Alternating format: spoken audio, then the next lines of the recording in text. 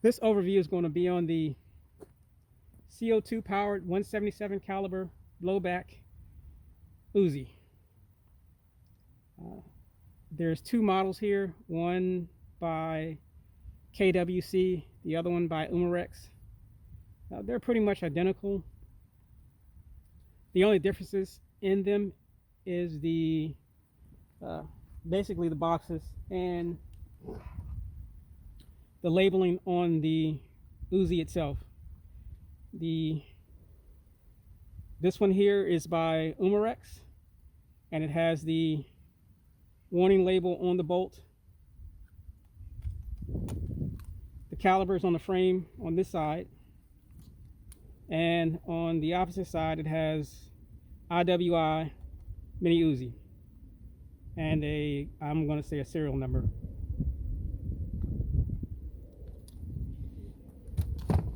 KWC model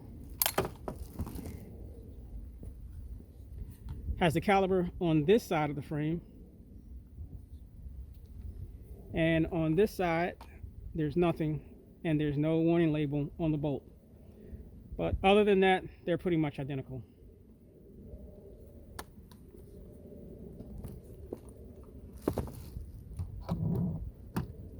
So again, this is a Umarex version, KWC, and this one here is a KWC.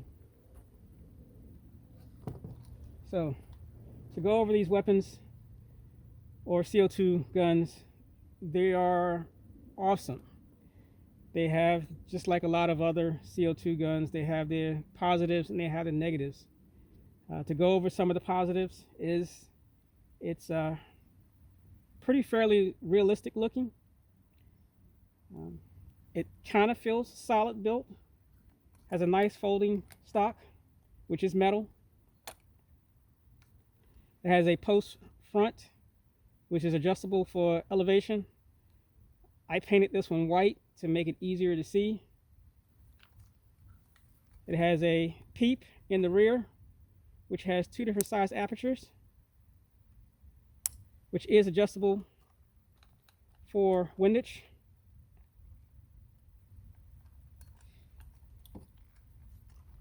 Has safe, repetitive, and automatic. Hill catch on the grip.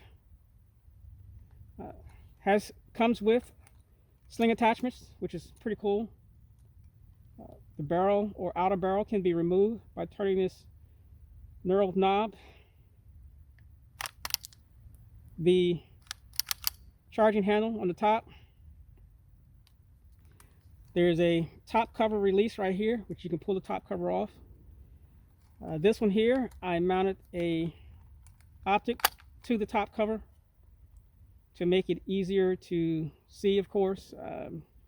The peeps just on this weapon just were not doing it for me, so I added the optic to it, which makes it a lot more enjoyable to shoot. It has a high rate of fire. The magazines house both the CO2 and the BBs, 25 rounds. So that's pretty much the good news of it. Here comes the bad news. The bad news is that if you shoot this weapon a lot, the CO2 gun a lot, in full auto, it's going to come apart on you. Now, there are a lot of videos on YouTube on this gun saying that they're all metal. They're not. The internal skeleton is metal, this outer portion and this grip portion is plastic, and that there is the downfall. The bolt is so heavy that it gives you a realistic recoil impulse, which is pretty awesome, I must say. But that bolt also transfers that energy into this plastic, and over time this plastic starts to crack.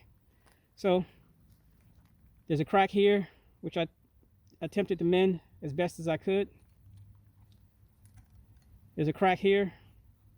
Again, I attempted to mend it.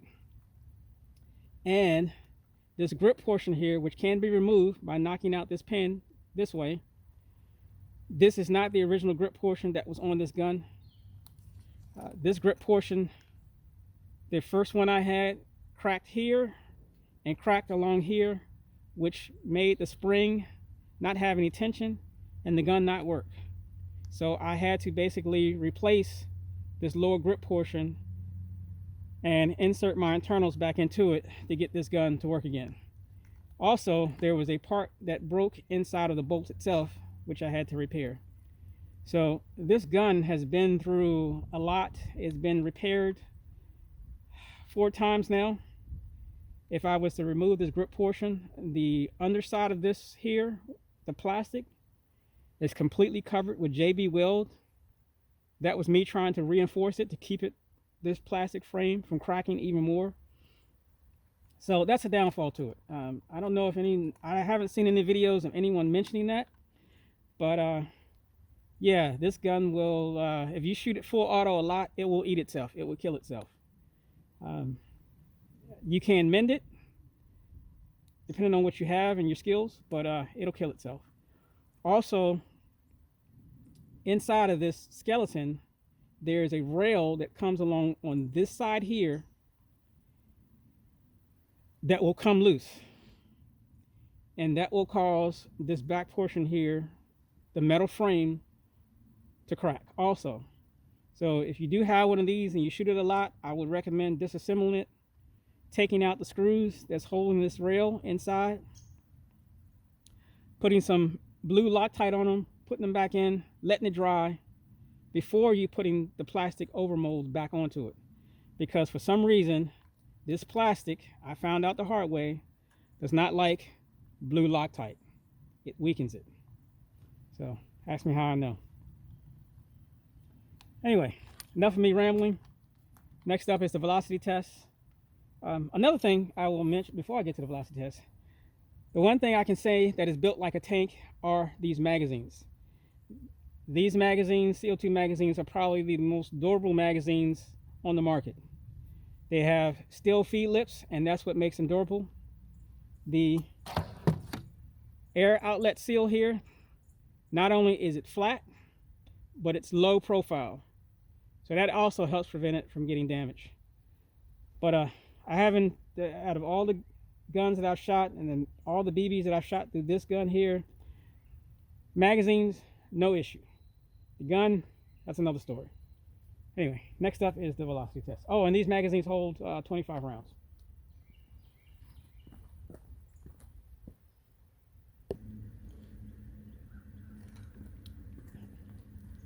Okay, before I do the velocity test, another disappointing aspect to this gun is that these magazines hold 1 CO2 cartridge, and depending on the temperature, you may be able to get through all 25 BBs on full auto, but you generally don't have an issue getting through that with semi-auto. You could probably get through 2 or 3 magazines, again, temperature dependent. Today we're in the 60s, so we'll see how this goes.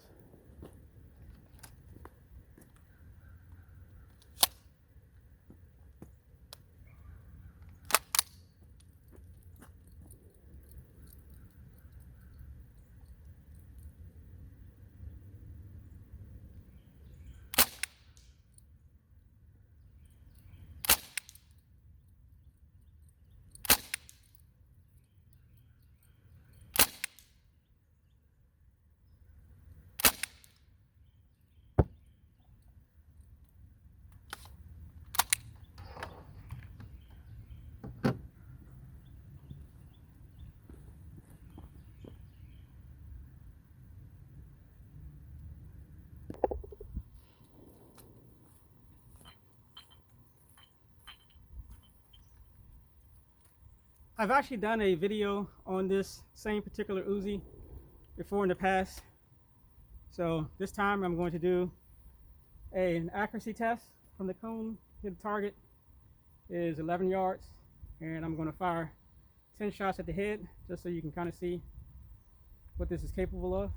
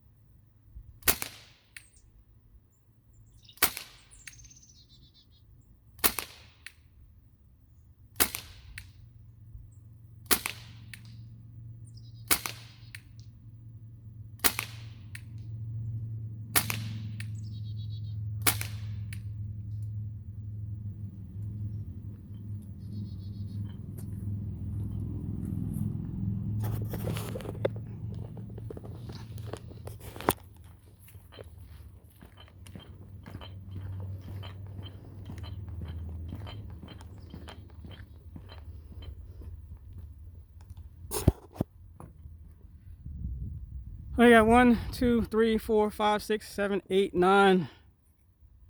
And I'm going to say the 10th one is probably somewhere in there again.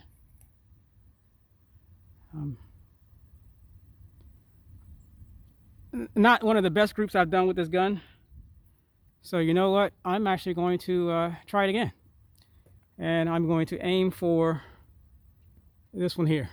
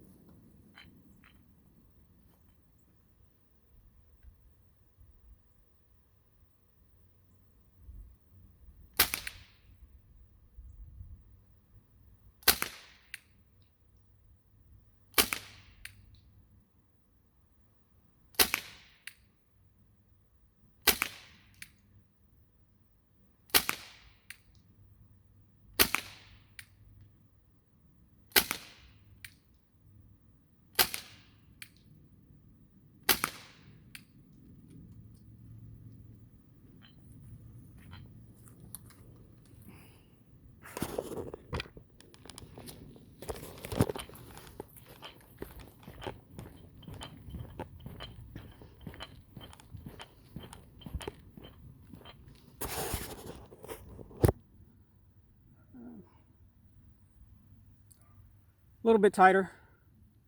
1, 2, 3, 4, 5, 6, 7, 8, 9, 10. So not too bad at that distance.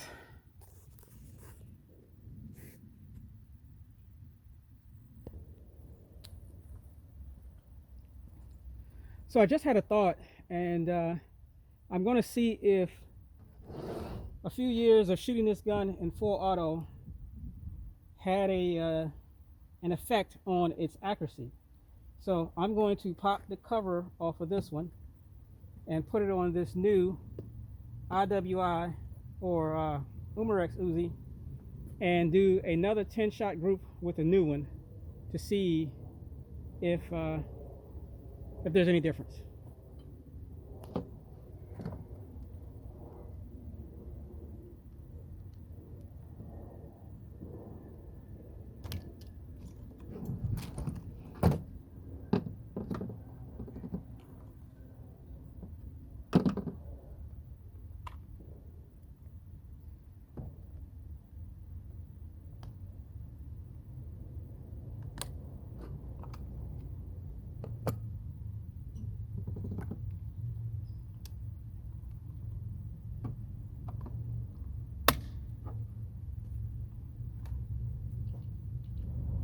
So here's the top cover on the new Uzi, and let's give it a try.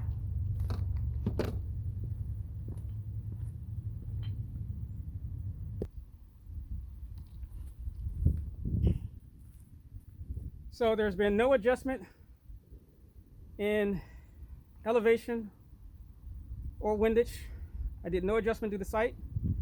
I'm just going to fire 10 shots to see if the newer one will group a tighter group.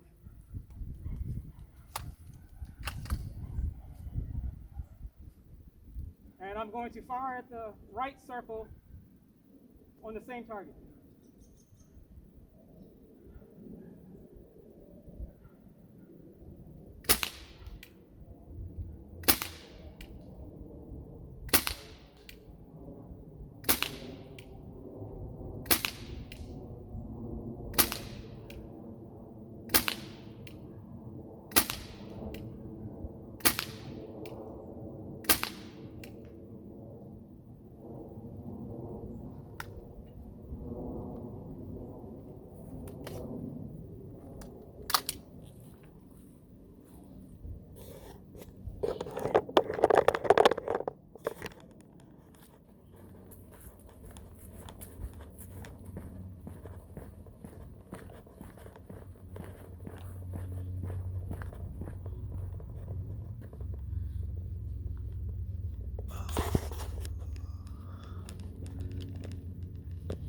Let me put this gun down.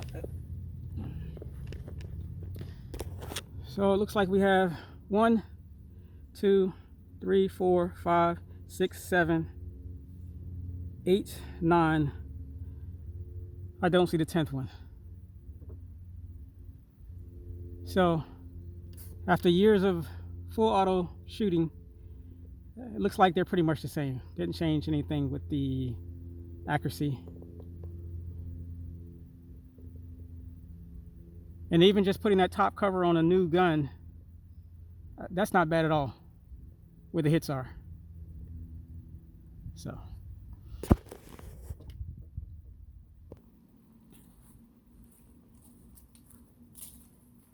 I've replaced the top cover back on my beat up old girl, and do a little shooting with it.